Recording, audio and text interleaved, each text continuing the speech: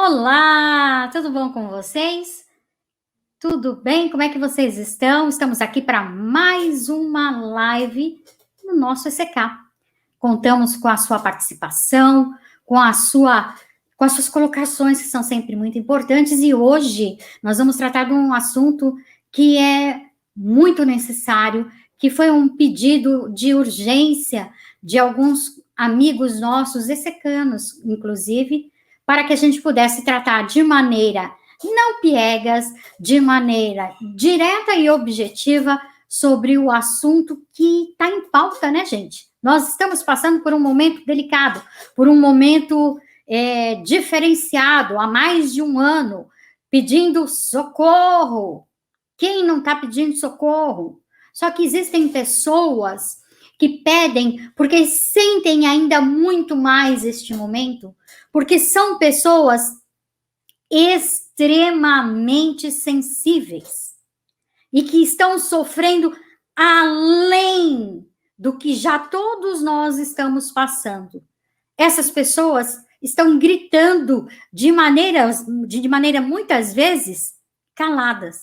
E nós precisamos, além de auxiliar, e para que possamos auxiliar, nós precisamos ouvir esse grito mudo, esse grito calado, esse grito que muitas vezes está num olhar, num gesto, numa maneira de reagir não muito comum, que nós precisamos aprender a observar. Eles pedem socorro. Esse é o tema de hoje. Você está com ansiedade? Você está a ponto já no seu limite? Essa live é para mim, essa live é para você, essa live é para todos nós. Chama o povo aí, prepara aí a sua pipoca, o seu chá. Aqui em São Paulo tá um frio de lascar, no sul também. Então prepara aí o seu chá quente. Se é do Nordeste, tá frio aí, 25, 27 graus, tá frio aí. Prepara a sua pipoca, o seu guaraná sem gelo e vem com a gente para que a gente possa tratar desse assunto que é sério, que é necessário e que nós contamos com vocês para isso. E já para começar, para dar um start aí, pegando fogo na questão que é necessária, eu vou chamar ele, que fez aí um estudo, uma pesquisa. Estudar, ele estuda sempre, mas ele fez uma pesquisa a respeito e tem muito a nos auxiliar a entender e, principalmente, aprender a lidar depois disso tudo. Vem para cá, o Balbo, querido Balbo, boa noite. Kátia, minha amiga, boa noite. Boa noite a todos os amigos do ECK que estão presentes conosco. Falar desse tema essencial vai ser de muita instrução para todos nós aqui. Então, nós esperamos que seja a primeira de muitas que virão. Na realidade, a gente já abordou, né? Mas especificamente dos jovens, será a primeira. Muito bom. Balbo, eu vou pedir para você esperar um tantinho assim para você dar a sua introdução, que é muito necessária, para que a gente possa trazer os demais aqui junto com a gente, ok? Vamos lá. Entra aqui, queridíssimo Edson. Vem para cá. Boa noite. Olá, Kátia. Boa noite, Kátia. Boa noite, Balbo. Boa noite aos nossos queridos ouvintes aí do ECK. Esperamos que essa live realmente contribua, né, para abrir os nossos olhos, inclusive nosso aqui, tá? Né, de uma maneira geral, para esse assunto que é de extrema importância, né, ser discutido. Vamos ver se a gente contribui. Também está aqui conosco o nosso capo, né, como a gente costuma falar. Marcelo, vem para cá. Olá, Kátia, Edson, Balbo. Olá, você, ECKano, que está presente conosco. Nem sempre a gente trabalha com temas mais doces, né? Hoje a gente vai experimentar um tema um pouco mais amargo, porque a nossa vida é composta de doçura e de amargor. A nossa vida é composta de bons e de maus momentos nessa gangorra que é a nossa existência. Então, como a nossa matéria-prima é o espírito encarnado e o espírito desencarnado, espero que nós possamos juntos entender essa dinâmica existencial e tratarmos desse tema sério, com leveza, dando perspectiva a todos nós. Muito bom. Quem vai ficar com a gente hoje na técnica é a nossa querida Cláudia, que ela vai vir aqui dar um olá e depois vai correr aí para as pistas. Bem-vinda, Cláudia. Olha, Cláudia. Oi, boa noite, tudo bem? Tudo bom, bom trabalho para você, bom. Cláudia. Obrigada, beijo, boa noite. Até mais. É isso, gente. Então, bora lá. Nosso querido Balbo, por favor, dê para a gente aí, fale um pouquinho para nós dessa sua pesquisa que você fez, que é tão importante. Então, Kátia, amigos, é um estudo que nós já estamos realizando há bastante tempo, e contamos com a colaboração de todos os amigos do ECK, e fora do ECK também, mas principalmente do ECK, que nos ajuda a divulgar essa pesquisa, e ela aborda diversos grupos. Dentre esses grupos estão os jovens, naturalmente, né? Os homoafetivos, os homens, as mulheres, os idosos e, naturalmente, os jovens. E diante dos muitos questionários, né, que nós distribuímos, nós entrevistamos cerca de 115 jovens, e o que nos chama a atenção é que 72% desses jovens já cogitaram da ideia de suicídio. Desses 72%, 30% já tentaram cometer o suicídio de alguma maneira. É por isso que a gente é um tema que nós devemos trabalhar sempre, constantemente. Não dá para esperar só chegar em setembro para poder trabalhar esse tema. Nós temos que trabalhar constantemente, com uma informação, como você disse, sem ser piegas, com responsabilidade, com uma informação com o intuito de acolher, de agasalhar, não apenas os jovens, mas todas essas pessoas. E é isso, tá? Os números, eles são extremamente alarmantes. Na questão do jovem, há um fator de risco que é muito importante, que é a impulsividade do jovem. O jovem, ele é muito impulsivo, isso acaba aumentando o fator de risco. Então, a gente deve acolher, a gente deve agasalhar. Já que vocês me deram a palavra primeiro, eu vou introduzir. As coisas na nossa vida, nas nossas vidas, elas vão se encaminhando de uma maneira muito interessante, como se laços fossem se estabelecendo.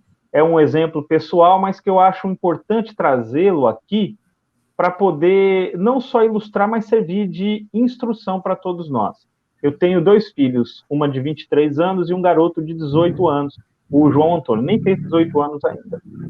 E, recentemente, tem mais ou menos uns 3 meses, eu recebi uma ligação. O João morou muito tempo comigo aqui na Bahia, depois ele retornou para Bauru, interior de São Paulo, e o João, ele entrou em contato comigo e disse o seguinte: pai, eu não estou bem, eu estou passando por uma situação muito difícil e eu quero me matar. Então, imagine a situação, você receber uma notícia dessa do seu próprio filho. Não é comum, é algo incomum, porque, em geral, quando a pessoa ela não verbaliza aos seus familiares, ela vai desabafar com algum amigo, com o terapeuta. Aos familiares, são poucos casos. E ele me procurou e disse isso. Bom, nesse primeiro momento, diante de tudo aquilo que nós estudamos e desenvolvemos na pesquisa, e estamos conseguindo capturar de conhecimento, primeiro passo, se você passar por uma situação dessa, é manter-se calmo. É manter-se calmo. Você tem, como nós já falamos e repetimos, acolher a pessoa, conversar com ela, tirar todo tipo de ideia de julgamento. Não faça isso, pare com isso, cadê o seu Deus? Esqueça frases desse tipo. Simplesmente acolha com uma escuta atenta. Então, foi justamente o que eu fiz. Eu falei: você está pensando em se matar? Ele falou: tô. Eu falei: tá certo. Aí eu precisava descobrir em que ponto ele estava, porque tem uma diferença da ideação suicida para o comportamento suicida. Eu precisava saber em que ponto ele se encontrava. Eu falei: você já planejou, já fez o planejamento de como você vai se suicidar, de como você vai morrer? Ele falou: não, mas eu já estou pensando e posso evoluir para esse ponto.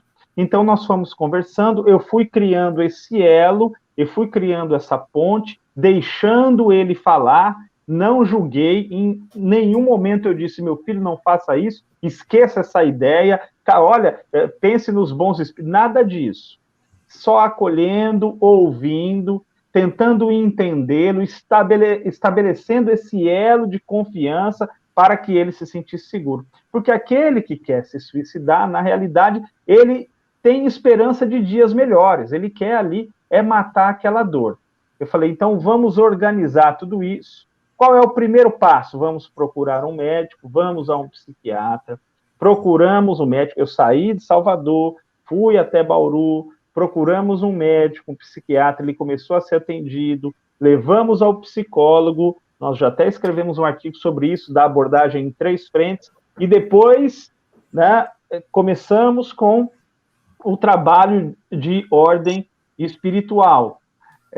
Então, são esses 3 campos: acolhe, recepciona, deixa a pessoa falar, tenta entender as razões pelas quais ela está daquela maneira, deixa ela falar da sua tristeza, e aí depois você, paulatinamente, de maneira muito tranquila, sem alardear, sem entrar em desequilíbrio, tentando manter ali o seu sangue frio, você vai encaminhando a situação. Bom, qual foi o resultado disso? O garoto está recebendo o tratamento e está respondendo muito bem, tanto ao tratamento psiquiátrico, como ao tratamento psicológico e também ao tratamento que está sendo feito de ordem espiritual, e as coisas estão se encaixando. Ele foi diagnosticado com um transtorno bipolar. Esse, para o jovem, é o transtorno mais perigoso, que acaba levando um maior número de jovens a cometer o suicídio. Então, a gente tem que cuidar, a gente tem que acolher, não julgar e encaminhar de maneira adequada quando alguém nos procurar, quando alguém tiver alguma dificuldade desse tipo. Então, sem julgamento, converse com a pessoa, deixe ela falar, pergunte se ela já planejou, como ela planejou, de que forma foi isso. Vocês vão estabelecer um elo de confiança. Então, basicamente, Wellington, é isso. Você traçou alguns pontos muito importantes, né? Você falou para que a pessoa envolvida, porque somos todos envolvidos quando estamos passando por uma questão dessa, se alguém próximo a nós, algum parente ou amigo estiver passando por uma situação dessa, nós somos também envolvidos de certa maneira, direta ou indiretamente. Então, você trouxe aí alguns apontamentos muito importantes para que a gente possa observar e avaliar, como, por exemplo, não julgar. Esse é o primeiro ponto. A pessoa vai trazer para você, ou você está desconfiada na observação das ações dela, não julgue. Não coloque limitações ou delimitações, não é isso? É isso que você quis dizer, Val? Exatamente. Deixe ela trazer. Imagine que naquele momento ela está compartilhando com você as suas angústias. Quando alguém compartilha com você as suas angústias, as suas dores, aquilo que mais toca de maneira aguda na sua alma, o que ela menos quer é ser julgada. Inclusive, aproveitando isso, nessa pesquisa, é uma pergunta que nós fazemos. No momento de crise, o que você mais gostaria de ouvir? E as pessoas dizem nada, apenas um ombro amigo. Estou aqui com você, estou aqui, estou do teu lado, tá certo?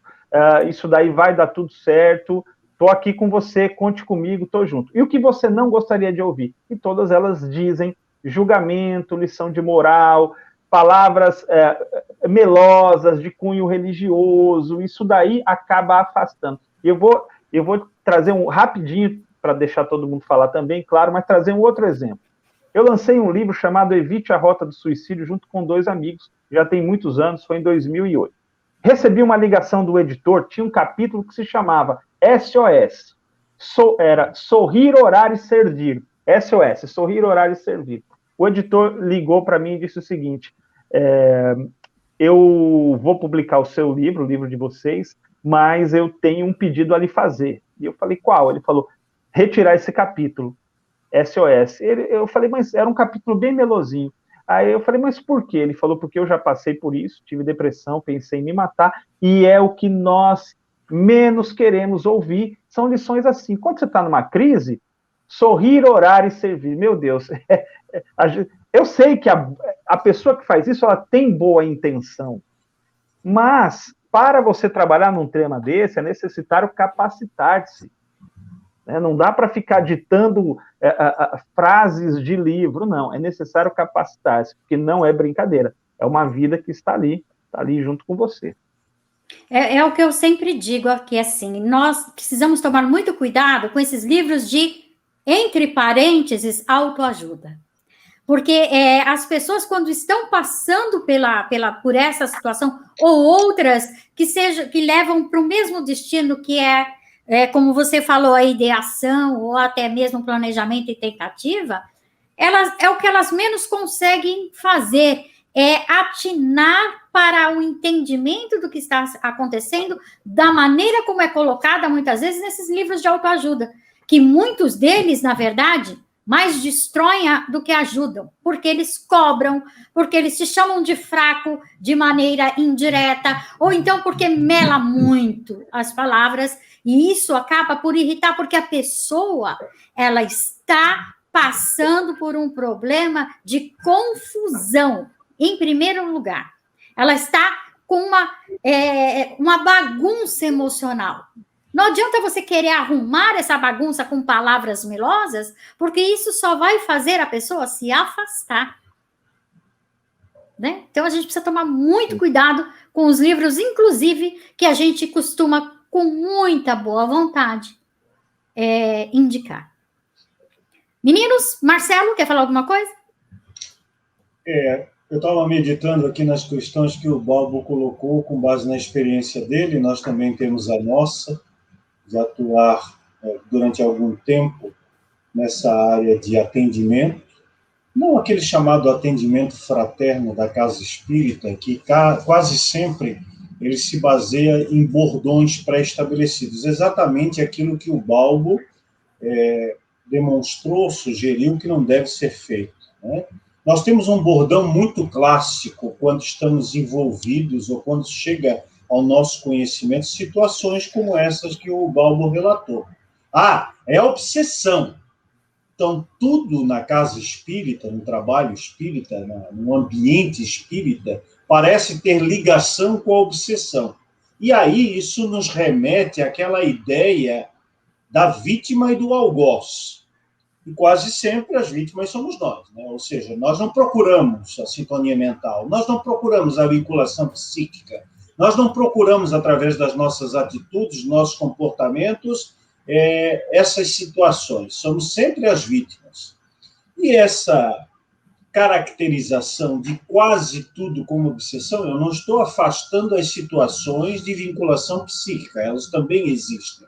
Mas acreditar tudo à obsessão é um bordão espírita, é um vício de linguagem, é uma forma muito comum, muito tranquila, muito familiar de dizer que tudo se passa a partir disso. E desse bordão derivam outros, como, por exemplo, a pessoa está passando por isso porque não tem fé, é falta de fé, ou não tem Deus na sua vida, né? Ou então, está faltando religião nessa família. Quando todas essas fórmulas feitas, né, esses pratos feitos, eles não levam a nenhum objetivo positivo, não causam nenhum impacto no sentido de minimizar o sofrimento, a dor, o momento de dificuldade que alguém esteja passando. Por isso, como o Balbo bem frisou, acolhimento é a palavra ideal. E acolhimento não pode ser uma tarefa amadora. Não, eu vou lá para o centro porque eu vou atender as pessoas, eu vou fazer o bem, eu vou fazer a caridade, e aí se depara com uma situação dessas, né, de alguém que está tentando o suicídio, ou já tentou, alguém que está com ideário, com a ideação suicida, alguém que se encontra no seu próprio redemoinho mental, e o amadorismo não vai trazer surtos positivos, não vai dar resultados positivos. Né? Só boa vontade não basta para atender este cenário de tanta dificuldade que está inerente ao momento que todos nós estamos vivendo.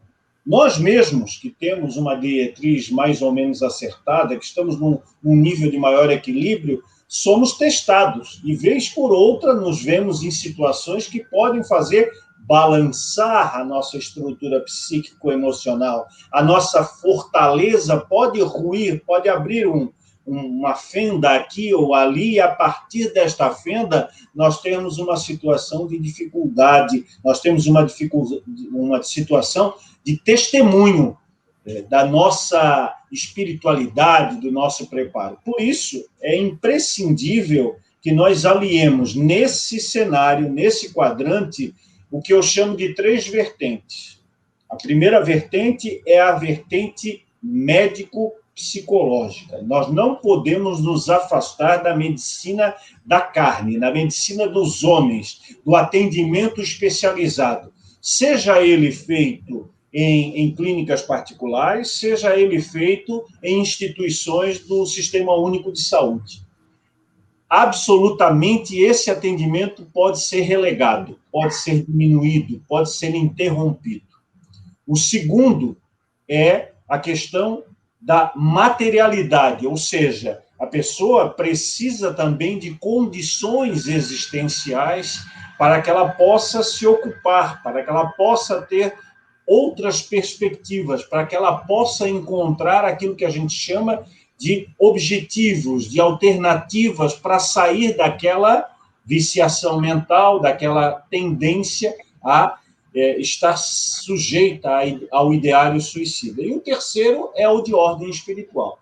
Então, se nós não conseguirmos aliar esses 3 elementos, e eu estou vendo aí uma pergunta da Maria Cristina, o que fazer se não é possível a ajuda médica? Pois bem, não é possível por quê? Porque a pessoa não tem condições financeiras de pagar um tratamento adequado? Não é possível porque ela rejeita de pronto o atendimento psiquiátrico, psicológico, ou mesmo até o atendimento espiritual? Ou porque, às vezes, o entorno, e aí eu vou voltar à minha colocação inicial, acha que se trata de uma questão espiritual e, portanto, não precisa medicina, não precisa elementos materiais, porque nós estamos protegidos pela aura espiritual, os nossos mentores vão resolver a situação. Então, precisamos verificar qual é a causa. E, a partir da verificação da causa, tentar atacar essa circunstância da melhor maneira possível. Isso. Bom, não tem condições financeiras, aí nós temos que partir para 2 alternativas que nós, inclusive, já experimentamos aqui durante o tempo que trabalhamos nessa área. Primeiro, é dentro da instituição espírita quem possa cotizar, quem possa ajudar, quem possa conseguir, de repente, uma consulta mais barata, um profissional que possa atender especialmente, um profissional espírita, e são muitos os profissionais espíritas que atuam nesses segmentos. Se não for possível, verificar dentro da perspectiva do atendimento do Sistema Único de Saúde, como fazer para buscar a ficha, para buscar a marcação da consulta, para buscar o atendimento. Essa é uma questão que tem que passar pela solidariedade. Balbo.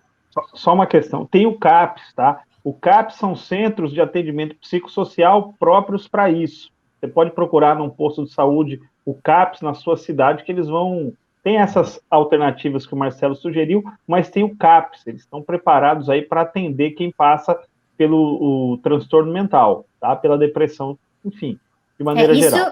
Isso falando de Brasil, né? Porque pode ser que tenhamos amigos que estejam nos assistindo, e aí precisa procurar assistência social do país da onde se encontra. Edson, quer falar alguma coisa, meu querido? Quero sim. Nós temos vários anos de experiência, né, no atendimento, não eu especificamente, tá? Mas na organização, né, desse tipo de atendimento fraterno na casa espírita, e já há muitos anos nós descobrimos a necessidade, de fato, de fazer essa separação, de ter um grupo específico para atender esse tipo de situação, um grupo treinado especificamente para isso, às vezes até composto por psicólogos também, esse grupo, né? Ele é diferenciado. Por quê? Porque tem que tratar de forma diferenciada.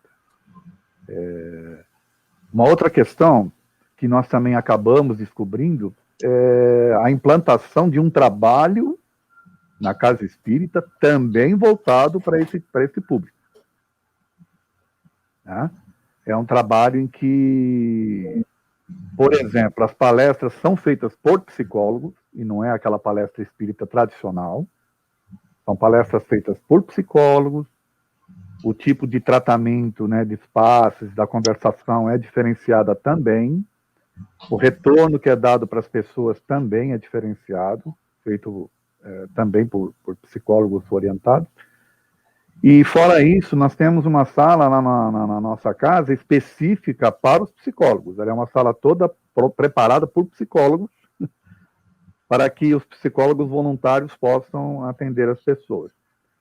Em relação a essa questão do atendimento médico, também tem a ABRAP, que a gente não pode esquecer, que é a Associação Brasileira dos Psicólogos Espíritas, né, que a pessoa se inscrevendo ali, talvez ela consiga ser encaminhada para uma casa que possa acolher, né, e ajudar nesse tratamento. Agora, diante do que o Balbo estava contando, eu achei fantástico, né, esse depoimento dele, até pelo filho ter essa liberdade de procurá-lo, né, isso aí é uma das coisas que os pais hoje em dia têm essa dificuldade, porque a coisa é silenciosa. Nessas experiências também de atendimento, a gente tem verificado, tem, como é que poderia dizer, trabalhado depois que acontece. Também tem que trabalhar os pais depois que acontece o ato, porque os pais são pegos de surpresa, a grande maioria deles. Porque às vezes a coisa vem num silêncio, principalmente hoje em dia, em que a internet invadiu os lares e os filhos estão mais isolados, né? Parece que essa interação familiar, ela se modificou ao longo do tempo, né? Então, muitos pais são pegos de surpresa. Daí eu acho que a importância da gente, inclusive, trabalhar dentro das casas espíritas, temas como esse, né? E, perdoe eu estar falando de novo do Manuel Bento, mas a gente meio que faz isso já de uma forma mais orientada, né? Com palestras específicas para os pais, coisa desse tipo, justamente tentando mostrar esse lado, a importância da observação. E pasmem vocês, a gente está se deparando hoje em dia, não é mais só com o jovem, nós já estamos vendo crianças, tá? Crianças, 10, 9, até 7 anos de idade, já falando, né, em suicídio. Quando você começa a ver que crianças estão falando em suicídio, aí você começa a perceber que o nosso mundo, ele mudou em função dessa questão digital. Porque antigamente era difícil uma criança de 7, 8, 10 anos de idade sequer pensar num assunto como esse. Hoje, né, com essa facilidade que se tem de acesso às coisas e tal, os pais precisam estar mais atentos. Né? E infelizmente, aquilo que estou falando, a coisa é silenciosa, né? Na maioria das vezes. E o Balbo ainda teve a felicidade de que o filho dele, pelo menos, se abriu, né? O inimigo, ele é silencioso mesmo, né? E aí, nós que estamos no entorno, nós que eu falo, pais, família mais próxima, o dirigente da casa espírita, o participante da casa espírita, o médium, o professor, aquela pessoa que está relacionada a alguma atividade do jovem ou da criança, como o Edson está bem colocado, nós temos que saber enxergar alguns sinais. A grande maioria dos nossos adolescentes, ou até crianças agora, como o Edson colocou, não dão os sinais que o filho do Balbo demonstrou. Né? Eles começam a mostrar de forma velada, de forma detalhada, de forma sem uma explicitação, e isso dificulta o entendimento. Por isso que é preciso que nós estejamos muito atentos a esses sinais. Olha, o Terini fez uma colocação muito interessante, e que eu vou até colocar aqui, onde ele trata de um aspecto que era muito comum nas casas espíritas, onde era dito que o trabalhador espírita deve se equilibrar sozinho antes de querer ajudar. E parece que era uma lei imposta silenciosamente, onde Onde já se viu trabalhador espírita passar por uma obsessão? Não pode, tem que ser forte, tem que ser superior, tem que ser magnânimo, tem que ser um super-herói sem capa. Nós ouvíamos muito disso, e às vezes não ouvíamos, mas era aquela frase silenciosa no olhar, onde havia a cobrança, né? E aí veio a pandemia e demoveu-se todas essas fantasias, porque horizontalizou, todo mundo passou a ser um pouquinho obsediado, passou a ser um pouquinho desequilibrado, passou a ser humano. Meu Deus, somos todos seres humanos. Espírita não é infalível. E agora quem poderá nos defender? O Chapolin descolorado, porque o Colorado, tadinho, também está preso entre as suas poucas capacidades pela limitação do isolamento. Edson, você quer falar alguma coisa? Eu queria, realmente isso existe, não sei se existe ainda, mas existia no movimento espírita. Sabe como é que nós resolvemos isso no Manuel Bento?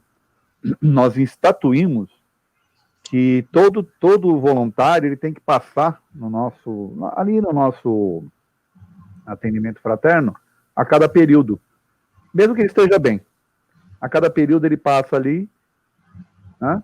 Com isso você desmistifica essa coisa do, tá vendo aquele ali, ele tá mal. Não, como todo mundo, teoricamente, a cada período tem que passar, você não cria aquele estigma, né? Você não cria aquele vínculo, e todo mundo se sente mais à vontade para buscar o amparo ou ajuda que precisar. Então, isso aí é uma forma que a gente encontrou de, até inclusive, incentivar, né? A que o próprio voluntário busque o seu amparo na casa espírita. Dentro desse espectro, numa casa que eu fui vice-presidente durante 5 anos, eu já estava na casa há mais de 20, de repente, num determinado dia, a gente estava aplicando um magnetismo, o passe, e aí, de repente, um dos médiuns passistas entrou na fila para tomar passe. E aí um começou a olhar para o outro, os trabalhadores, os frequentadores, e acharam aquilo muito esquisito, muito estranho, né? E quando terminou o trabalho, aquele bate-papo que a gente ficava na rua, depois de fechar a casa espírita, perguntaram para ele: fulano, tu não és passista? Que história é essa? Estás tomando passe, estás tirando o lugar dos outros? Até jocosamente foi a colocação, né? Aí ele disse assim: sim, eu sou passista, eu me preparo, mas hoje a minha bateria está descarregada. E a forma que eu tenho para carregar essa bateria é me submeter ao mesmo processo magnético. Então, isso dá a ideia de que nós não somos super-homens. O indivíduo que trabalha numa atividade espírita, o indivíduo que é cuidador, como o Neco está dizendo, ele não está sempre no auge, sempre no seu 100%, sempre com a sua bateria plena. Tem momentos em que nós precisamos, sim, da solidariedade dos companheiros encarnados e desencarnados, precisamos nos submeter ao processo terapêutico, assistencial, porque, acima de tudo, somos humanos. Acima de tudo, somos espíritos em provas e expiações. E, acima de tudo, também temos os nossos momentos de desespero, de angústia, de dificuldade. E como, em qual lugar, se não a própria casa espírita onde nós trabalhamos, que nós vamos procurar esse refúgio, esse atendimento? Portanto, temos que eliminar esses mitos, né? Aliás, mito é uma coisa muito perigosa, tanto na questão social, quanto na questão religiosa, e muito mais dentro do espiritismo. Nos afastemos dessas ideias pré-fixadas, dessas mitologias que não são a nossa realidade. Balbo, nós vimos aqui como reagir diante a uma ideação, como reagir diante a uma tentativa, que você deu aquela pincelada no início, e o Edson trouxe a questão de ser da família ser muitas vezes pega de surpresa numa tentativa com ou sem ter conseguido o ato. Existe uma maneira, ou então uma forma de prevenir esse pego de surpresa, ou não tem jeito? Tem gente que realmente esconde o máximo e a gente é pego, então, de surpresa. Como agir? Olha, Kátia, tem de tudo, né? Tem de tudo. Ser humano, mas tem como. A prevenção do suicídio, ela começa justamente na família, no bom contato que se estabelece dentro do lar, dentro da família. Tanto é que nessa pesquisa, quando nós perguntamos a razão pelas quais, no momento de crise, os jovens, as pessoas de uma maneira geral, não cometem o ato de suicídio, eles dizem por conta da minha família, ou por conta do meu animalzinho de estimação. Quem vai cuidar dele? Então a gente vê aí o componente do amor. O amor, ele precisa fluir, nós precisamos dar o amor e receber o amor também. Então, um bom relacionamento dentro do lar, ele ajuda muito a prevenir e a criar esse elo de confiança entre pais e filhos.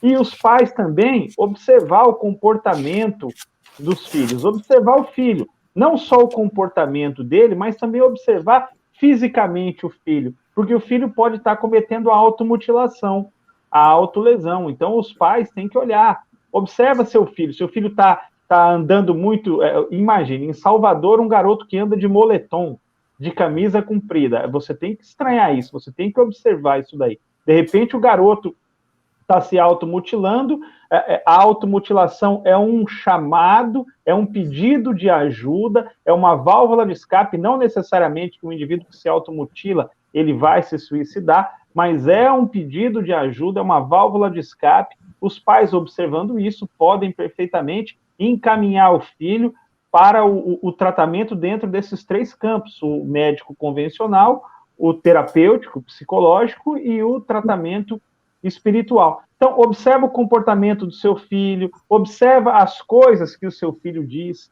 pelas palavras, né, pelas frases que ele utiliza, dá para a gente tirar, extrair muita coisa. Observa as suas emoções, as suas reações diante de temas que lhe tocam mais profundamente, como ele reage. Então, a gente pode colocar em 3 pontos. Observa o comportamento do seu filho, observa as emoções do seu filho e os sentimentos, o que ele traz para dentro de casa. O que ocorre hoje é um afastamento, como o próprio Edson citou, as coisas mudaram, é um afastamento dos pais e dos filhos. Então, você não tem o diálogo. Dificilmente o filho vai se abrir com o pai, se encontra um pouco. Quando se encontram, estão nas redes sociais. Então, tem que observar muito. Observar o comportamento do filho e criar na família uma rede de proteção. A família precisa ser essa rede de proteção. Olha que dado interessante. Tá? Vou dar 2 dados aqui. A autoagressão, a autolesão, ela já é a 3ª causa de morte entre pessoas de 15 e 35 anos, de jovens. Não necessariamente o sujeito vai se matar, mas ele comete lá uma autolesão, acaba cortando uma artéria, por exemplo, e aí, como é que faz? Né? Como é que você resolve uma situação dessa? Ou fica complicado. E um outro dado nessa pesquisa, abordando aí os jovens que estão passando pela experiência da homoafetividade, eles não se sentem acolhidos pela família e também não se sentem acolhidos pelas instituições religiosas. Suponhamos que o Centro Espírita seja uma instituição religiosa. Vamos supor, dar essa possibilidade ao Centro Espírita. Eles não se sentem acolhidos. E aí que entra o que o Edson falou e que é fundamental. Os centros espíritas trabalharem uma área determinada, segmentada para atender essas pessoas. Porque você não acolhe o jovem, você não recepciona bem e você o julga. É mais um fator de risco que acaba levando. Então, aquela pessoa ela já tem problemas sociais, ela já tem problemas genéticos, ela não é acolhida na sua família e também não é acolhida na casa espírita ou na igreja que ela frequenta. Tudo isso, diante da juventude, diante da adolescência, da impulsividade, acaba criando uma bomba que pode explodir a qualquer momento. A saída é reduzir esses riscos. A família tem um papel muito importante nisso. Agora, depois, você tem também que desenvolver um trabalho de pós-venção.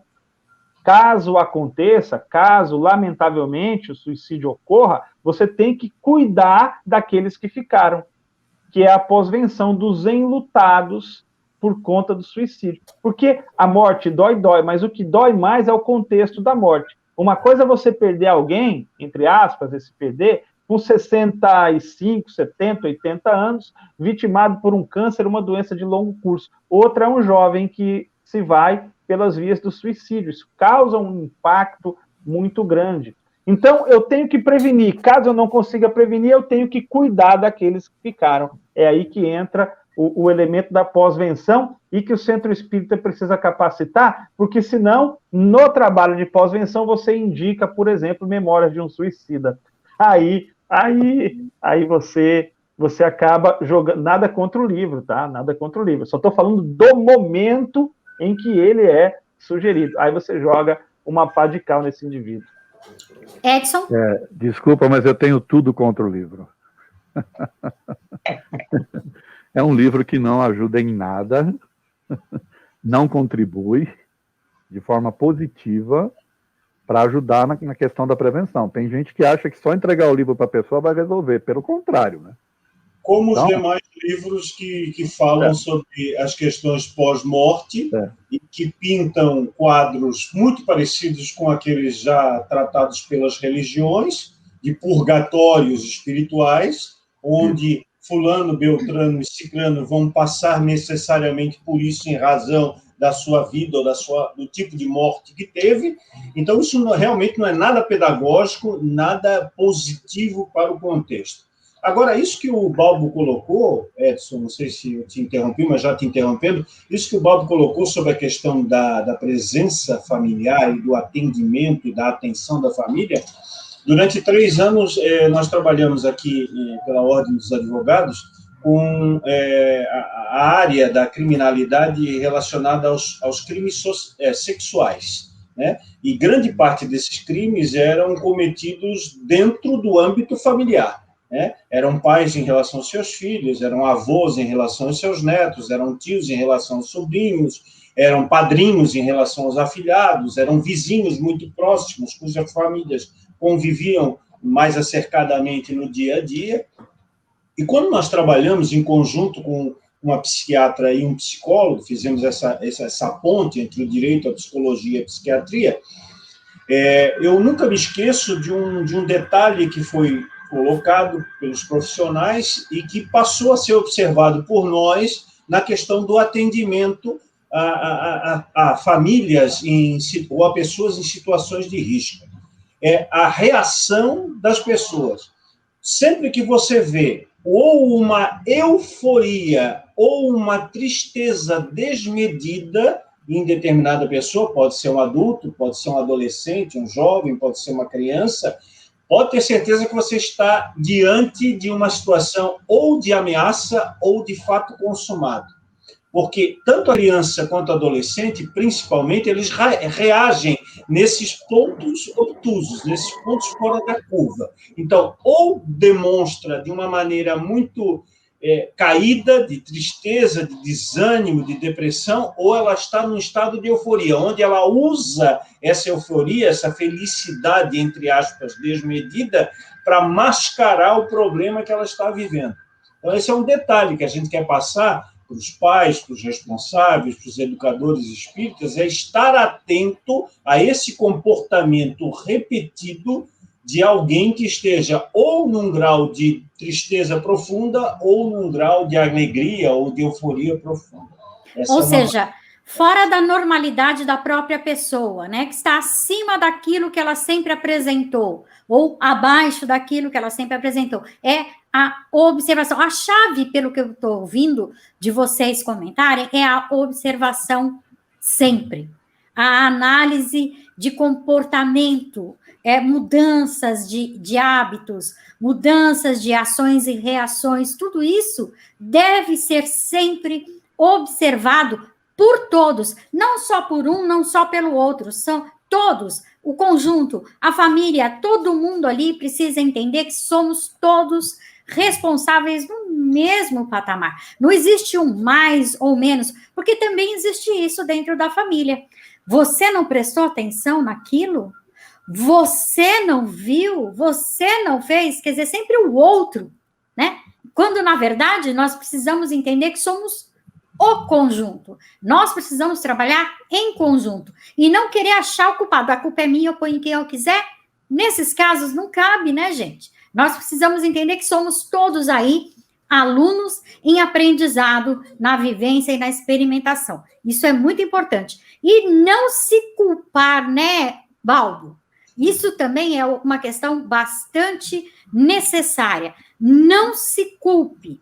A pessoa tem entre parênteses, tendência, tem a ideação, ou chegou a fazer a tentativa, não se culpe. Não se sinta responsável, mas se sinta participante daquela experiência da qual você precisa tirar alguma lição. Mas essa lição não é de julgamento, não é de valor moral no sentido de se sentir o culpado do acontecido, e sim, mais um que está passando por uma experiência de vida e que a gente precisa vivenciar e aprender todo mundo junto, todo mundo no mesmo patamar, né, Wellington?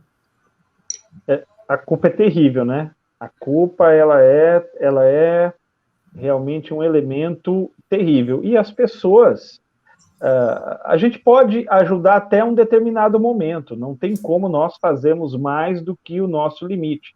Se alguém tem sede, o máximo que eu posso fazer é levar um copo, por mais que eu ame essa pessoa, de água até ele. Eu não vou conseguir beber e matar a sede dele. É o que eu quero dizer com isso. Quero dizer que as pessoas, elas, de uma certa maneira, acabam fazendo as suas escolhas. Então, eu vou ajudar, eu vou observar, eu vou estar atento, eu vou fazer tudo o que é possível, mas eu não posso ser responsável pelas ações das outras pessoas. Isso é até uma pergunta muito comum que se realiza no centro espírita. Mas e o fulano, ele não quer receber ajuda. Se ele não quer receber ajuda, o que podemos nós fazer? Quando uma pessoa desabafa conosco, ela traz as suas angústias, os seus traumas, os seus medos, os seus receios, ela está procurando ajuda ali, vendo a nossa figura. Então, nós podemos intervir, mas quando a pessoa não quer, não tem como nós fazermos. Mas, dentro da ótica do espírito imortal, e isso é muito importante nós compreendermos, não existe para Deus erros irreparáveis. O indivíduo se suicidou, ele vai ter outras oportunidades, não há necessidade alguma de nós nos desesperarmos. É claro, nós lamentamos, nós ficamos tristes, mas ele é um espírito, ele vai voltar a reencarnar, ele vai prosseguir a sua caminhada, tá? É triste, é muito triste, repito, não estou aqui minimizando, mas não é o fim do mundo. Olha, foi muito bom você ter falado disso, e eu vou aproveitar essa sua deixa para fazer uma provocação aqui para os três. Vamos lá. Nós temos uma visão ou romanceada no sentido triste do suicídio, ou uma visão religiosa que não deixa de ser triste do mesmo jeito, limitadora, castradora e até mesmo ultrajante, porque a religião, ela traz essa sensação de impotência, de limitação, de culpabilidade. E, inclusive, se a gente pegar o Livro dos Espíritos e ler, é o maior crime cometido. Quem foi que escreveu isso no Livro dos Espíritos? Qual é a intenção de trazer essa informação? É de entender, primeiro, como nós entendemos, a vida é uma só.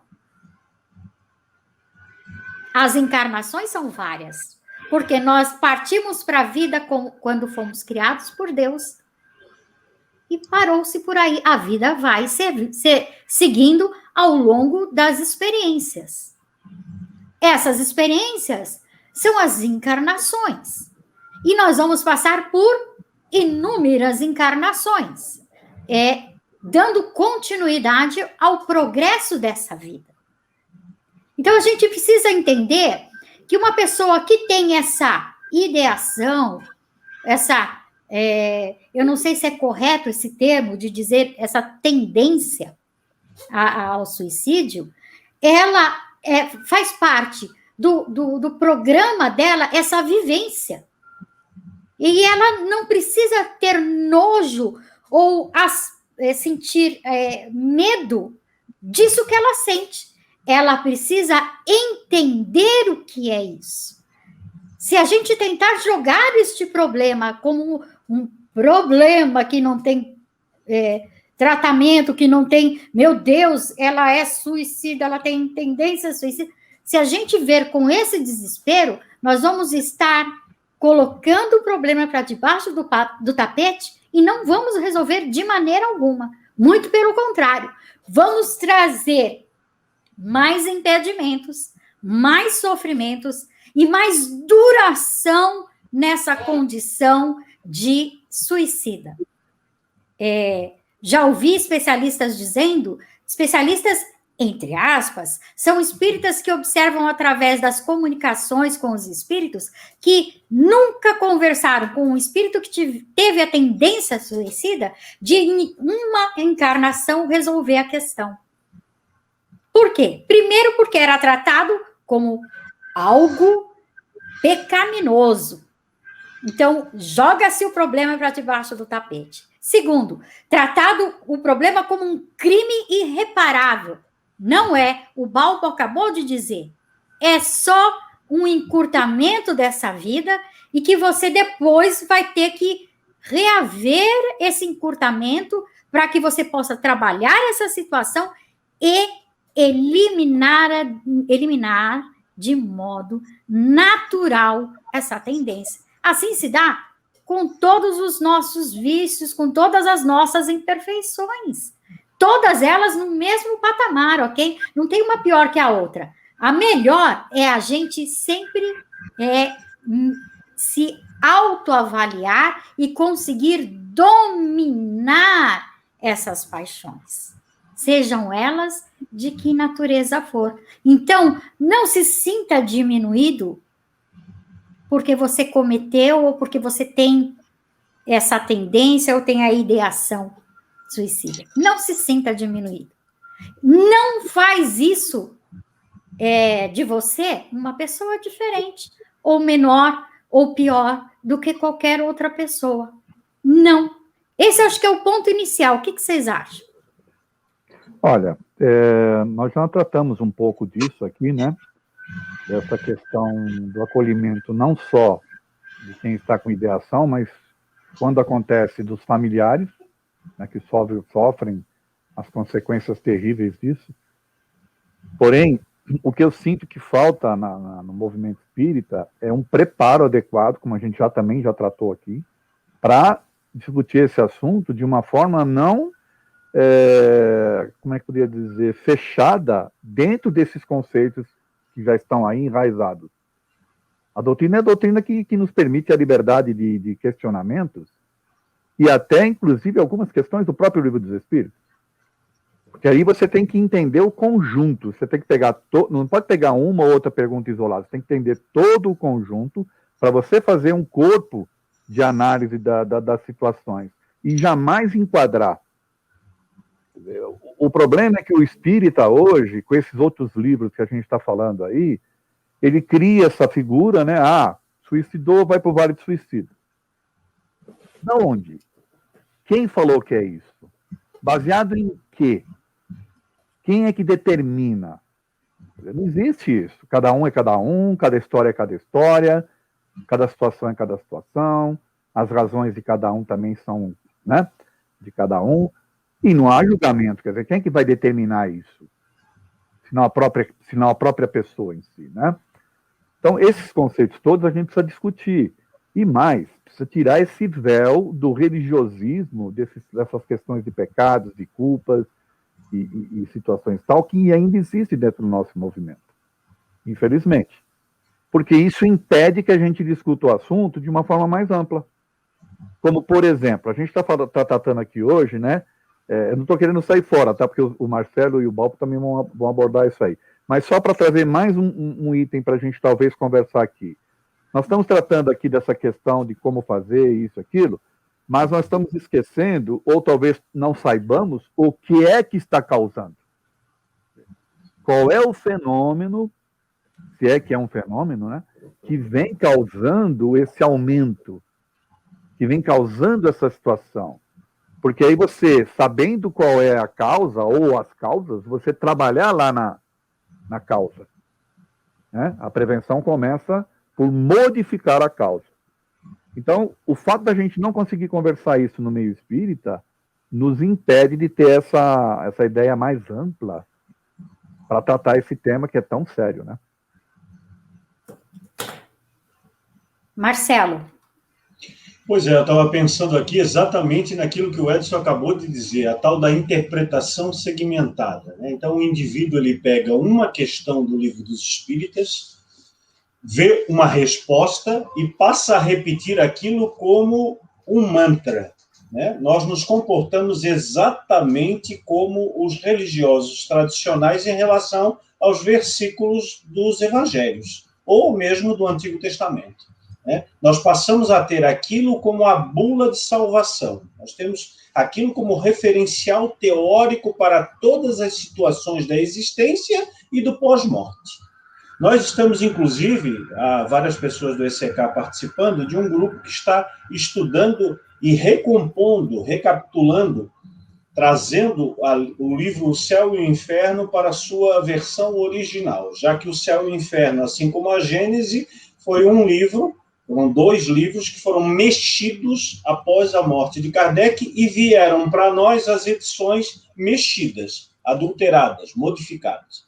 Então, no Céu e Inferno está lá bem caracterizado o chamado binômio do porvir, o binômio da sorte dos espíritos após a morte e em novas experiências encarnatórias. Que binômio é esse?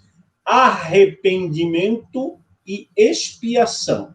Ou seja, o indivíduo que, porventura, cometer algum ato indevido, algum erro, algum crime do ponto de vista espiritual, ele vai passar por um processo próprio, particular, individualizado, que não é roteirizado, que não é romanceado, como disse a Kátia, que não é triste nem ultrajante, é o momento de despertamento.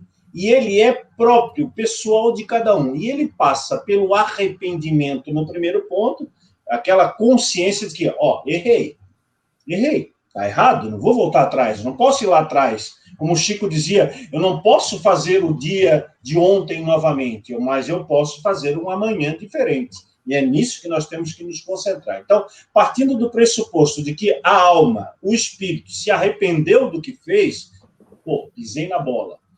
Vai para o segundo momento, que é o momento do resgate, entre aspas, o momento da expiação, da recomposição.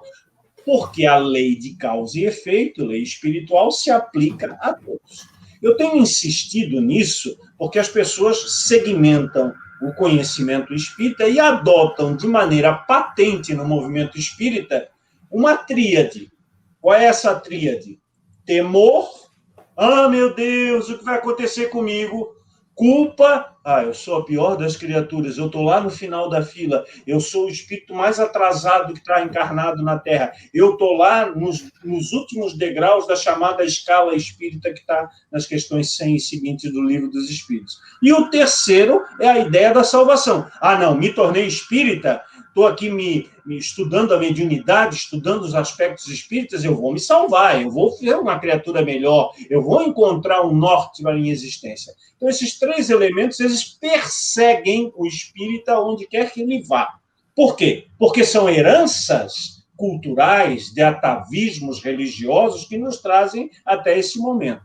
Ora, o que tem a ver isso com o tema eles pedem socorro? Tem tudo a ver, porque naquela situação que o Balbo colocou da pós-venção, ou seja, aconteceu o suicídio ou a tentativa de suicídio, qual é o primeiro elemento que sobressai? O elemento da culpa.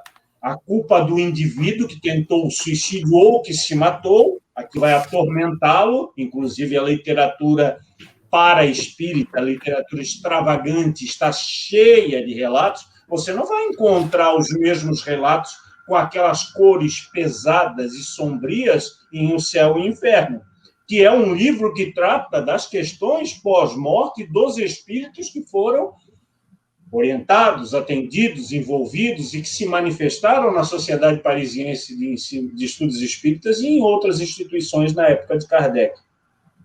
E também os familiares. Quantas vezes que eu já ouvi na casa espírita ou naquele trabalho que eu mencionei, situações como essa.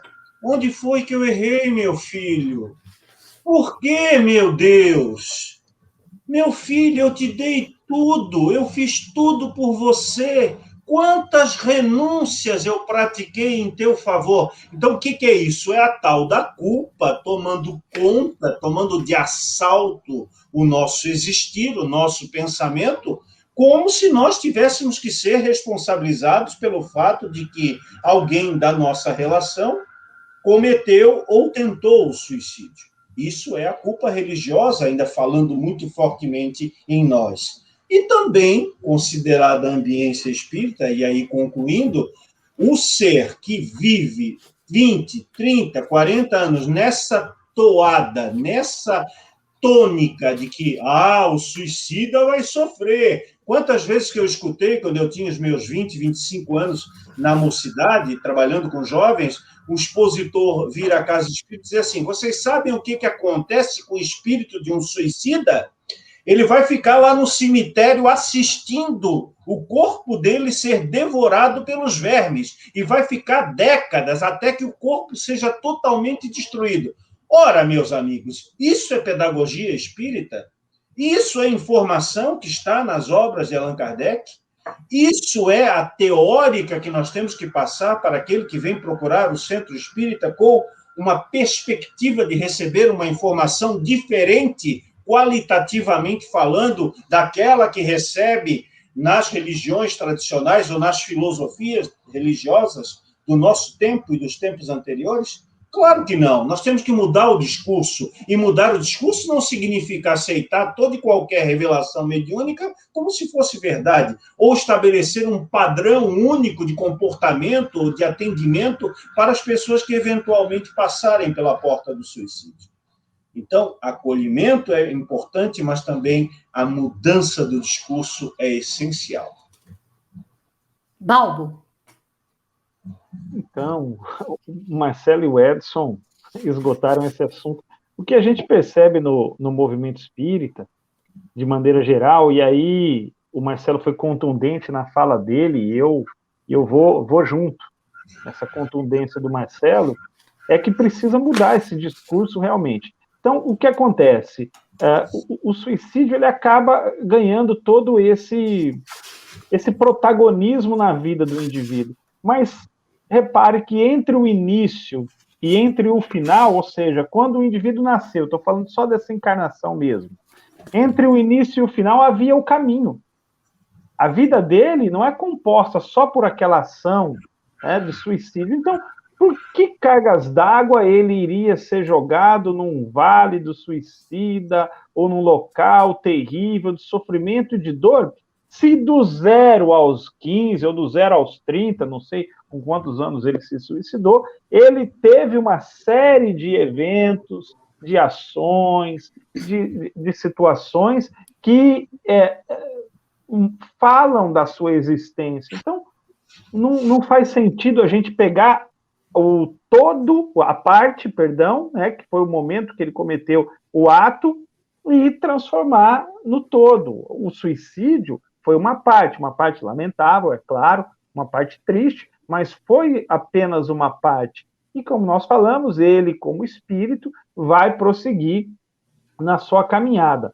O que nós queremos trazer com uma lição desse tipo? É de que todos nós teremos inúmeras oportunidades. Então, não há razão alguma para o indivíduo, como já foi dito aqui, se culpar, se responsabilizar pela atitude do outro, ou que cometeu o suicídio, ficar na erraticidade. Não, já está feito está, e é bola para frente, é retificar o caminho, aproveitar o que foi feito de bom, acertar os pontos, as arestas que devem aceitar e seguir a existência. O problema é que nós temos, parece que, um apreço muito grande pelas mensagens fantasmagóricas, pelas mensagens que amedrontam, pelas mensagens que causam um impacto, né? A gente faz um sensacionalismo danado. Então, como é que fica, né? Então, aí, isso daí acaba gerando todo um abalo. Então, como fica a família de um espírita que acabou cometendo o suicídio? A família entra nesse viés de culpa, nesse viés de responsabilizar-se pelo ato do outro, e isso não é nada saudável. Então, uma existência que foi findada pelo suicídio e as outras que eles deixam de viver. Mas nós, que somos partidários da espiritualidade, da imortalidade da alma, a gente sabe que a vida, ela prossegue. Então, por que eu vou parar? Então, repito, foi um evento triste? Sim, um evento triste, mas definitivamente não é o fim do mundo. Uma questão que a gente... Oi, pode falar, Edson. Perdão, não, tem um aspecto que eu queria salientar, que esse tipo de comportamento não ajuda em nada, nem quem o suicida e nem a família. Esse tipo de comportamento aí de ficar fazendo essas análises espíritas, né, do que vai acontecer. Como a gente já falou aqui, cada caso é um caso, né? E a Cláudia colocou uma questãozinha ali, que é assim, a questão do desapontamento. Teoricamente, o maior problema do suicídio é o próprio desapontamento dele, né? Ao despertar e perceber que aquilo que ele fez, teoricamente, não resolveu os seus problemas, né? E eu não vou nem me arriscar a dizer que vai agravar os seus problemas, porque aí, de novo, é de cada um. Mas, para ele, o maior desapontamento, essa questão do desapontamento, que é de extrema importância, e aí entra esse aspecto que o Marcelo falou, da questão do arrependimento, como um dos processos de início de transformação, ou de recuperação, né, da vida, ou da sequência da vida, e por aí afora. Uma outra coisa que eu queria colocar, até para ajudar, né, quem está nas outras casas espíritas, de repente está aqui nos ouvindo, hoje o CVV ele está muito aberto a colaborar com as casas espíritas. Então, seria de extrema importância, que nem o Manuel Bento, por exemplo, nós temos um trabalho meio que vinculado com o CVV, os nossos grupos que eu falei para vocês que tem esse atendimento específico, né, especializado, fizeram cursos com o pessoal do CVV. Então, as casas que queiram, de fato, mudar a sua forma de abordagem, a forma de recepcionar as pessoas, procurem o CVV, porque o CVV vai ajudar. E no maior interesse deles, inclusive, é ampliar essa rede, né, maravilhosa que eles já formaram de ajuda, né? Então, é só mais uma observação que eu queria fazer aqui na nossa live, tá bom? Muito bom. Na verdade, assim, o que a gente vem discutindo nessa 1 hora de live, um pouquinho mais de 1 hora de live? Que a gente precisa parar com a noção do suicídio pecaminoso, de ser pecaminoso. Parar com o entendimento de que é um erro gravíssimo, irreparável. Nós já cansamos de ver na doutrina espírita que não é assim. É uma falta do espírito dele para com ele. E ponto. Nesse sentido, o que é que a gente tem para angariar de entendimento? Primeiro, eu gostaria de perguntar para todo mundo que está aqui participando. Você conhece alguém ou já ouviu dizer de alguém que cometeu o suicídio em sã consciência? Não conheço. Não. Por quê? Porque está cravado em nós as leis divinas e naturais. Enquanto elas não estiverem de forma natural também, ativas, porque são potências que nós precisamos desenvolver, nós não vamos conseguir agir e interagir de maneira totalmente natural e na sua verdadeira potencialidade. Então, o espírito que ainda comete certos erros, ou comete em 2 situações. Ou por ignorância, porque ainda não conseguiu ativar, não conseguiu desenvolver, não conseguiu atinar para a questão, ou por limitações emocionais que o impede de agir de forma, entre parênteses, normal. E aí vai de encontro às leis naturais. Ninguém faria, e ninguém faz isso de maneira sã. Então, para que ficar jogando mais gasolina naquele que está com a limitação de entendimento, de desenvolvimento, da questão em si, de lei de conservação, lei de amor, de lei de justiça? Todas essas leis estão em desenvolvimento. Essa pessoa ainda está em experimentação, que talvez nós já tivemos. Aqueles que não têm essas ideações, já tivemos, talvez, em algum momento, e ela só não sobrepujou as nossas condições, porque a gente já tem esse desenvolvimento das leis em nós. A pessoa não. Respeite esse momento dela. Auxilie nesse momento dela da melhor maneira possível, tecnicamente falando, porque nós precisamos agir, como fala no Naranon, que é um auxílio para os drogados, haja com amor exigente. O que significa isso? Tente inteirar-se da questão técnica e psicológica, da parte emocional, para que você possa agir e reagir de maneira mais sóbria, mais calma, mais, vamos dizer assim, equilibrada possível. E aí sim, quem sabe, obter melhores resultados. Mas um ponto que o Wellington tratou no meio de toda essa conversa é observação. Nós estamos passando por mais de um ano uma pandemia, onde estamos nos isolando com os nossos familiares e mesmo dentro dessa convivência, temos nos afastado ainda mais. Por quê? Porque o egoísmo ainda impera, porque a ignorância ainda impera e a preocupação consigo só não faz com que você se abra o horizonte e os olhares para aqueles que estão vivendo no mesmo teto que a gente. Então, observar, né, gente? Fala, Edson. Eu queria fazer uma observação, até com um comentário que a Júlia fez, quando eu fiz aquela minha fala das crianças, né?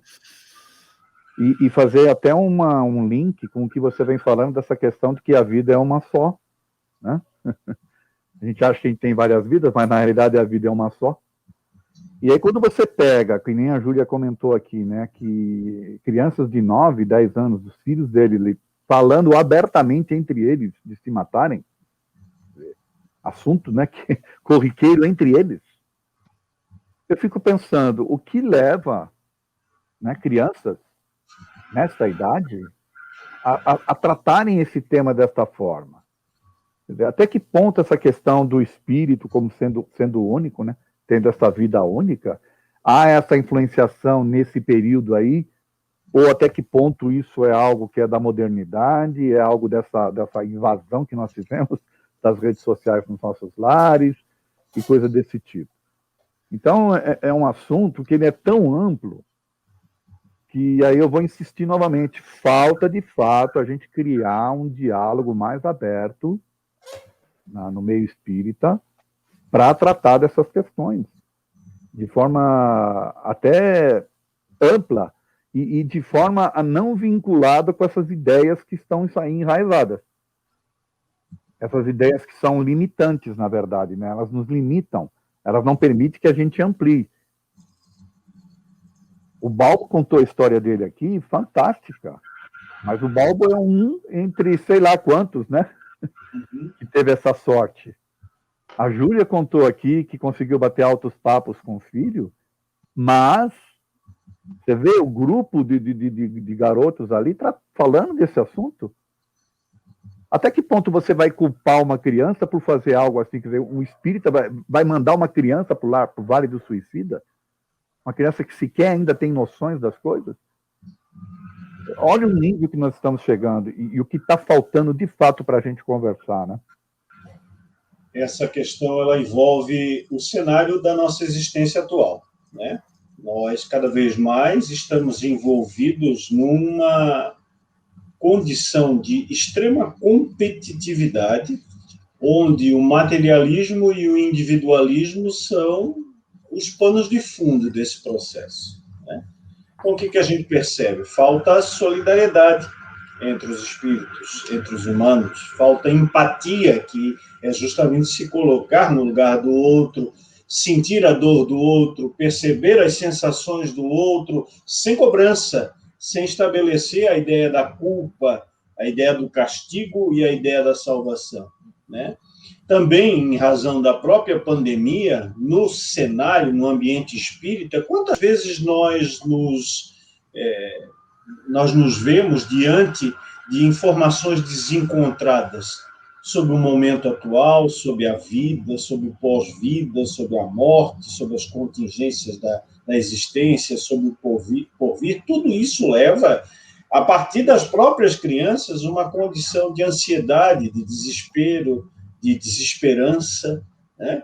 E aí entra o Balbo, inclusive, na primeira fala dele, tocou rapidamente nisso, né? As decepções, o bullying, que é muito comum em tenra idade também, né? Na escola, nos grupos sociais que a criança, que o adolescente está envolvido, e as questões relativas à homoafetividade e, num paralelo, à homofobia. Então, tudo isso é o cenário para despontar, muitas das vezes, esse diálogo que a Júlia comentou em relação ao nosso filho, de crianças de 10, 11, 12 anos de idade estarem num bate-papo informal, falando, está muito difícil, essas situações aí podem, a qualquer hora eu desisto mesmo, eu vou embora, eu termino com a minha existência, termino com a minha vida, né? Então, tudo isso precisa ser olhado com atenção. E esses dias, aqui na minha caixa de correio, apareceu um prospecto, um panfletozinho, que eu passei, inclusive, para o Balbo, que era de um grupo que está trabalhando aqui na região da Grande Florianópolis e se intitula SOS Depressão, né? E aí, no prospecto está escrito assim, me permitam transcrever: não coloque um fim na sua vida, nós podemos e vamos te ajudar a superar esse momento que você está passando. Veja, momento, não é a existência como um todo, não é a encarnação, como muitos espíritas, né, às vezes querem colocar. Entre em contato com a gente, somos a vírgula que vai dar continuidade à sua nova história de vida. Quantas instituições espíritas fazem um trabalho desse? Nós não temos as noções do pós-morte, da realidade espiritual, do objetivo da existência, ou seja, nós deveríamos estar, e aqui eu não estou puxando nenhuma fala de culpa, né, assumir a culpa, mas é aproveitar essa circunstância, o exemplo que vem de uma ONG que não tem nada a ver com o espiritismo, que tem essa noção do porvir, para fazer um trabalho semelhante. Quantos e quantos espíritas já não pensaram, já não tentaram ou já não cometeram suicídio? E nós aqui, às vezes, querendo resolver as questões, falando de religião ou falando de filosofia, quando, na verdade, temos que chegar mais no coração, no sentimento das pessoas, acolhendo-as. Bom, a Kátia parece que caiu. Caiu, voltou. Está sem microfone, sem áudio. Eu não caio nunca, rapaz. Eu posso me esconder, mas eu não caio. Gente, até nós já tá vamos... bem próxima do chão, né? Fica mais fácil. Exatamente. Nós já vamos partir para as considerações finais. E eu gostaria de que cada um traçasse aí o seu recado para essa turma toda que vai e que está também participando com a gente. Vamos lá. Quem quer começar? Edson, eu começo, vai. Eu queria agradecer aí a oportunidade. Eu vi pelos comentários que o pessoal gostou bastante das coisas que nós abordamos aqui. E é isso, eu acho que nós, como dirigentes espíritas, temos que ajudar o movimento a se reformular nessa questão, né? Desse aspecto de como enxergar o suicida, de como enxergar os familiares, de como acolher de como perceber, ajudar os pais a perceberem o que está acontecendo. Então, com isso tudo, é necessário reformular, inclusive, a forma como as pessoas são recebidas nas casas espíritas. E o tipo de palestra que é feita. Não estou querendo dizer que não vá se manter o tradicional. Você pode até manter o tradicional, mas você tem que ter uma forma de perceber determinadas nuances, né? Determinadas situações, e separar o público, talvez. Um público de âmbito geral, ali onde você vai passar a doutrina, mas tem esse outro público que precisa ser tratado de uma forma um pouco mais profissional, vamos assim dizer, ou então de uma forma um pouco mais elaborada.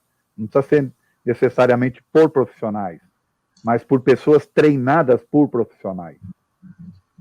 Porque do jeito que está indo, a doutrina, do jeito que ela vem sendo apresentada, ela não vai conseguir atingir os jovens, e cada vez mais nós vamos ter situações dessas em que o silêncio vai falar mais alto e a surpresa, né, que ações como automutilação ou como suicídio vão acontecer. Então, a contribuição espírita ela tem que ampliar. E aí o convite que eu faço é justamente esse, né, para que as casas procurem ajuda de profissionais, pode ser a BRAP, pode ser o CVV, para elaborar grupos que possam trabalhar desta forma. Agradeço muito a oportunidade de estar aqui com vocês. Nós é que agradecemos. Vai lá para a salinha do chá, até mais. Marcelo. Olha só, eu estava me lembrando da tua última fala, Kátia, em que tu colocas, né, a precisão dos espíritos superiores que trabalharam com Kardec em estabelecer 2 segmentos que podem ser conceituados como causa dos males, ou que os espíritos chamam causa das aflições, terrenas ou futuras. A primeira delas é o desconhecimento da lei, é o desconhecimento das questões espirituais, é ver a vida com os olhos apenas da matéria, da efemeridade que é a vida física.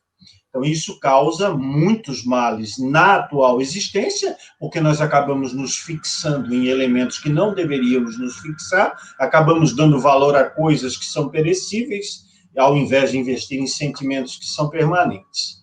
E o segundo é o orgulho e o egoísmo, que, aliás, persegue toda a obra de Kardec, no sentido assim, quais são os maiores males, os escolhos da espiritualidade, da condição espiritual, da mediunidade, da condição da relação com o semelhante, orgulho e egoísmo.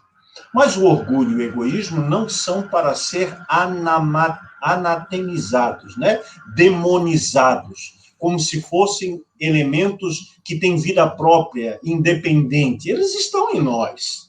Eles foram cultivados na atual e nas existências anteriores. E tudo aquilo que é cultivado precisa de uma poda, precisa de um tratamento, precisa de um agrotóxico, precisa de um elemento químico para poder fazer com que ele recrudesça, usando aí o linguajar da materialidade. Então, quero encerrar minha fala alinhavando com essa ideia espiritual de que nós temos que partir para o conhecimento daquilo que desconhecemos e temos que, aos poucos, ir domando essas más inclinações relacionadas ao orgulho e ao egoísmo tão presentes em nós, para repetir como o grande escritor Rubem Alves. Existem muitos cursos de oratória, existem muitos cursos que ensinam o que falar, como falar, onde falar, de que maneira falar.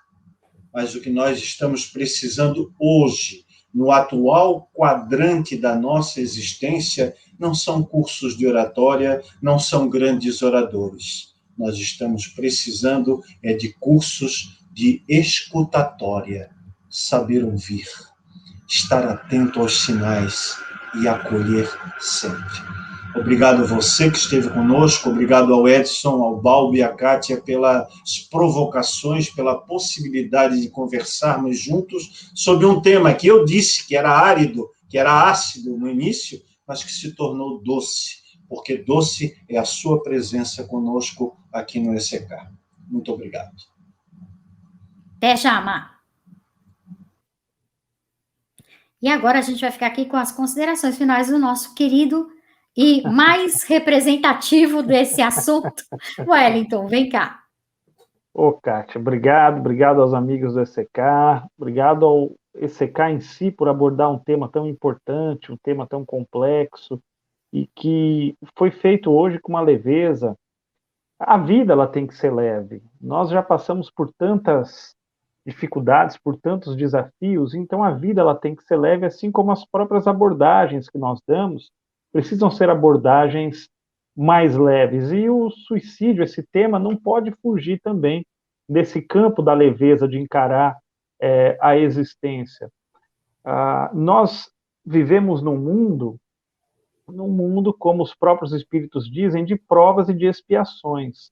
Quer dizer que teremos bons momentos e maus momentos. O próprio Allan Kardec, ele fala em O Livro dos Espíritos que os maus dias serão inevitáveis. Ora, se os maus dias serão inevitáveis, eu preciso me preparar para esses maus dias, eu preciso me fortalecer emocionalmente, me fortalecer psicologicamente, para que os maus dias, para que eu tenha uma existência um pouco mais tranquila, mais leve, inclusive nos maus dias, já que eles virão.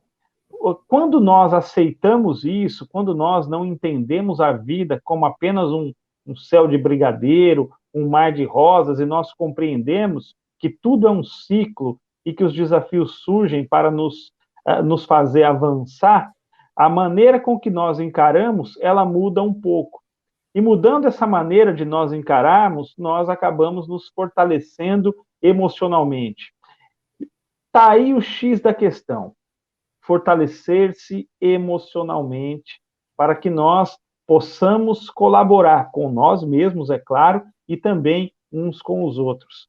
A Kátia falou sobre uma questão que eu queria abordar depois com um pouco mais de profundidade, que é quando Kardec fala sobre a questão da tendência que o indivíduo tem ao reencarnar, de ter essas ideações suicidas. Kardec fala, na sua obra, ele aborda esses pontos em diversos aspectos. Então, diante de tudo isso que nós falamos, da complexidade do tema, o recado que eu gostaria de deixar para nós é para nós buscarmos, com todo o empenho do mundo, um bem preciosíssimo, que se chama serenidade. Com serenidade, nós conseguimos atravessar o mundo, nós passamos por todos os desafios, e sem serenidade nós não conseguimos atravessar a rua.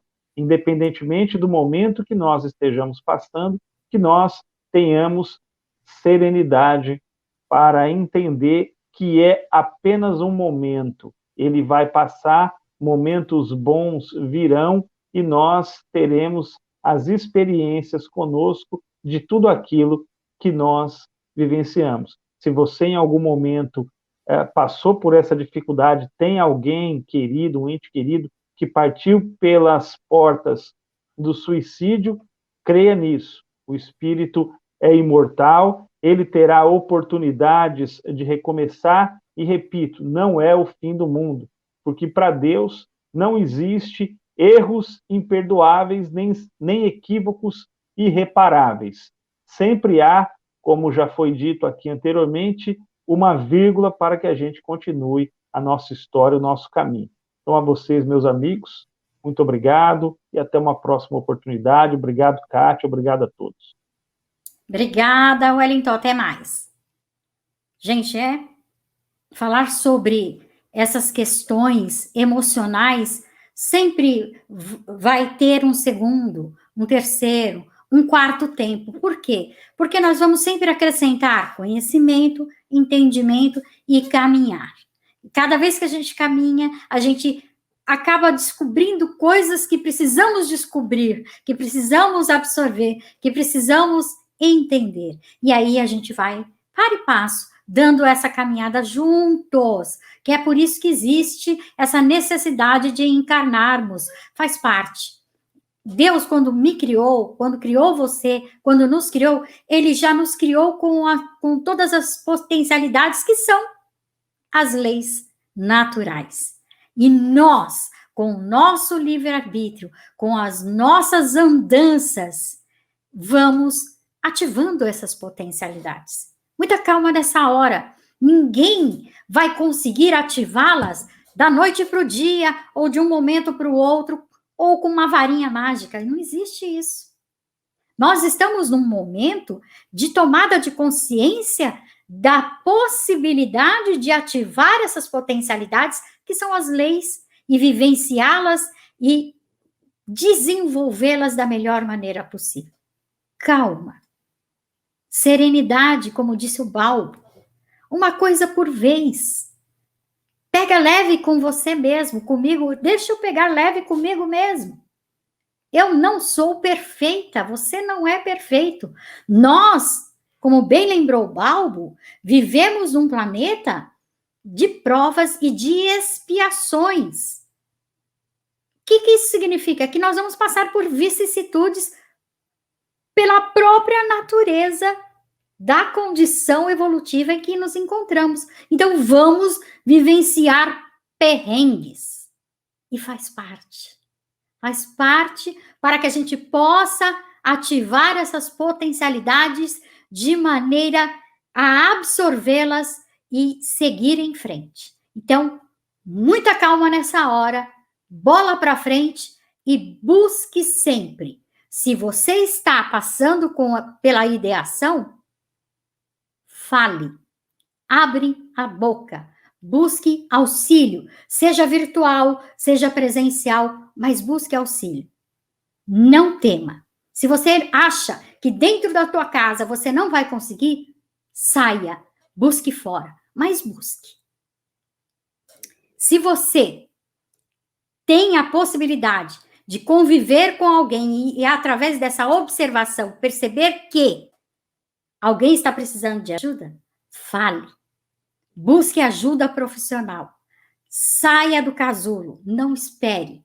As coisas não se resolvem por si só nessas condições. É para isso que nós temos médicos, psiquiatras, psicólogos e a espiritualidade em nosso favor. Beijão para todo mundo, e esse assunto nunca vai se esgotar, porque ele faz parte da nossa experiência. Tchau, até a próxima.